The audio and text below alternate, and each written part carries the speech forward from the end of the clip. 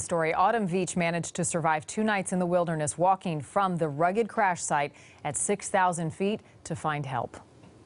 It was all trees and then it was all fire. It's a terrifying, unthinkable situation for anybody, let alone a 16-year-old girl. In this small plane piloted by her grandfather, Leland Bowman, with grandmother Sharon also on board, they hit thick clouds as they approached the east side of the Cascades over Skagit County. We almost crashed the first time that we went through some clouds, but he took a really sharp turn and was like, phew, that was a close one. And I was like holding onto the back of his seat for dear life. The clouds cleared and Autumn saw flashes of the mountainside they were about to hit. He started to go up and then it was all white, and then it was all trees, and then it was all fire. After impact, Autumn tried to pull her grandparents from the mangled, burning wreckage.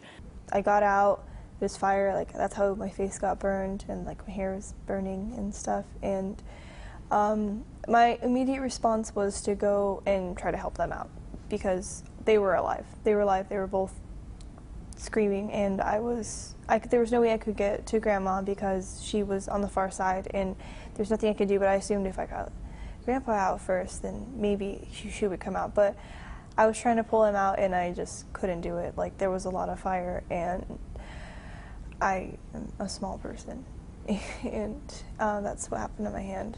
I was trying to pull him out, but there was a point where it was like, well, it's just not happening. The burns on her hands now a grim reminder of the loved ones she couldn't save. Using wits and grit, she followed a stream downhill to find people and help. I was certain I was going to die the second day I was living outside. On Monday, 2 days after the crash, Autumn emerged from the woods in Okanagan County and found Good Samaritan Matt. She was surprisingly calm and in control of herself and able to, get across exactly what happened. It was really impressive to me because, I have an assumption that most people in that situation would be really freaked out. Matt drove her to this small store in Mazama where she called 911.